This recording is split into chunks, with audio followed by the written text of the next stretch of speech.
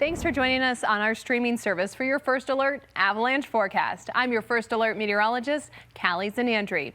Avalanche danger remains considerable, level 3 out of 5 across much of Colorado. And the Colorado Avalanche Information Center is warning backcountry travelers that fresh snow, strong winds, and a fragile snowpack are combining to create dangerous conditions statewide. We're joined now by the Deputy Director of the Colorado Avalanche Information Center, Brian Lazar. Thanks for being with us. Thanks for having me. Now, Brian, what do you need to know before heading to the mountains, especially this weekend? Yeah, well, let me start by showing you our homepage map. So where you can see here is that we are sitting at, like you mentioned, widespread considerable avalanche danger. We are on a slow downward trend in terms of avalanche hazard, and we might see more of this yellow or moderate avalanche danger pop onto the map. But we are in fairly unusual and pretty scary conditions right now, and I want to lay out why that is.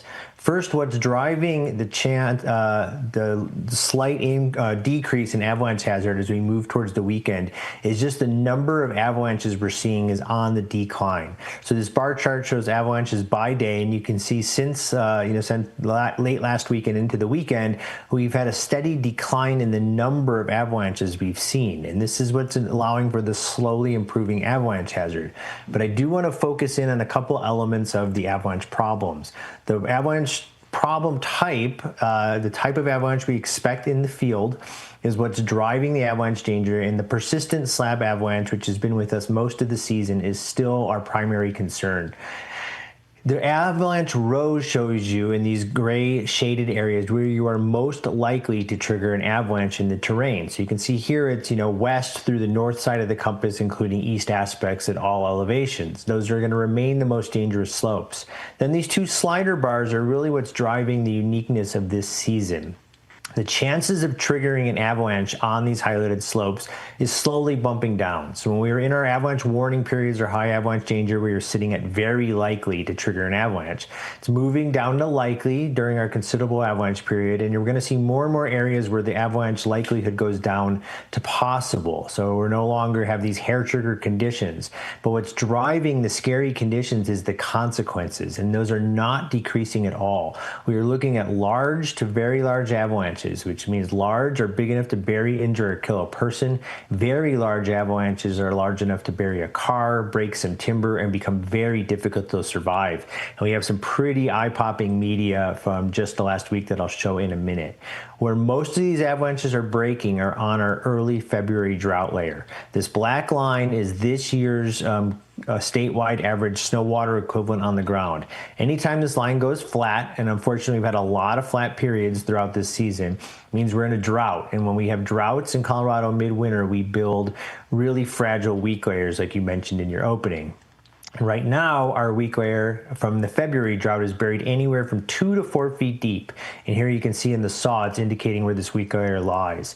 So we're starting to see some pretty big avalanches. If they get big enough, they can break down into drought layers that formed earlier in the winter, as early back as December. Here's a really good image of a forecaster near Crested Butte, just giving a little stomp on the ridge. And you can see how fragile those weak layers are. And originally they get a fairly scary avalanche to release here. And you can see it starts to wash down, but then it sympathetically pulls out essentially the remainder of this bowl. And this is a really, really good illustration of the consequences of triggering an avalanche. This is an avalanche that we would call very large. There's no timber down there in this runout zone, but you can imagine getting caught in an avalanche of this size would be very difficult to survive. Here's another example from just yesterday near Snowmass outside of Aspen. Just went from a little bit of wind loading and some warming and breaking really wide, really deep across all of these terrain features, running full vertical distances down to the creek and breaking timber as they go. So we can't emphasize enough the consequences of these kinds of avalanches. They're stepping down pretty deep, 2 to 4 feet deep in the initial failure, and if they get going, can step into deeper weak layers and break even deeper. And you can see that they're producing pretty hard, severe chunks. These avalanches, if you get caught in one, are just really hard to survive. Now, like you mentioned, you're very concerned going into this weekend, and especially because some of these avalanches are being triggered from 800, 900, even 1,000 feet away. That kind of remote triggering, Brian, is something we don't see every year in Colorado. Yeah, I mean, remote triggering of persistent slab avalanches is not uncommon, but we're often talking about triggering avalanches from distances of, tens, maybe 100 feet away. When you start talking about triggering avalanches from hundreds or even, 1,000+ feet away, these are unusual conditions. So here's a really good example of some snowmobilers near Red Mountain Pass triggering a very large avalanche from below. We've been warning about this all season. This will continue to be plague us as we move into this weekend. So you have to be very aware of steeper terrain overhead. This is the kind of avalanche these are producing, which are breaking really wide and really deep across the terrain. Here's an avalanche near Taylor Pass in the Central Mountains. It looks pretty small taken from this vantage point. This avalanche was triggered from hundreds of feet away. And when you get up close, you can certainly see that this is an avalanche that was big enough to bury, injure, or kill a person, and ultimately probably sympathetically release an avalanche another couple hundred feet away on these slopes higher up in this image. And then here's a really good one from Grand Mesa with some snowmobilers playing in really flat meadows. And you can see that they experience a collapse.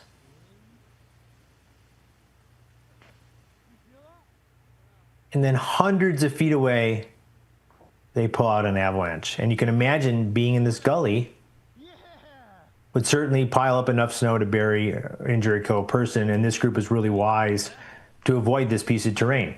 So these are the kinds of conditions that we're really worried about, are triggering avalanches from so far away that even routes you typically think are safe or transition points that you think are safe need to be really reevaluated, given not only how sensitive these weak layers are, but the distances from which you can trigger avalanches. So your advice going into the weekend, even though we might see moderate or considerable danger, you really need to be extra cautious, especially as we see this unstable snowpack? Yeah, I mean, so, as we move farther away from the big natural avalanche cycle, those obvious signs of instability, aren't going to be as in your face. Those shooting cracks, big booming collapses, natural avalanche activity are on the slow decline. So we're in this scary period where you may not see signs of instability until you trigger a very large and destructive avalanche. And because we're triggering things from so far away, you really need to give yourself bigger buffers than you might normally as you're avoiding essentially avalanche terrain. It's a pretty scary period. It's a good time to rethink, all of your standard routes and see if they're going to be safe if you trigger an avalanche from 1,000 feet away and get something as big as the avalanches we've seen to release. And when do you think things will stabilize again? It's going to take some time. Those weak layers are really fragile. And so, we're looking at probably, several days to a week or more before the likelihood of avalanches goes down enough that we feel like we're in a different regime and we can start to step out into, slightly more aggressive terrain features. But we're several days to a week away. Well, great advice as always, Brian. Thank you so much for being with us. Thanks for having me. And we will see you back here next week for your First Alert Avalanche Report.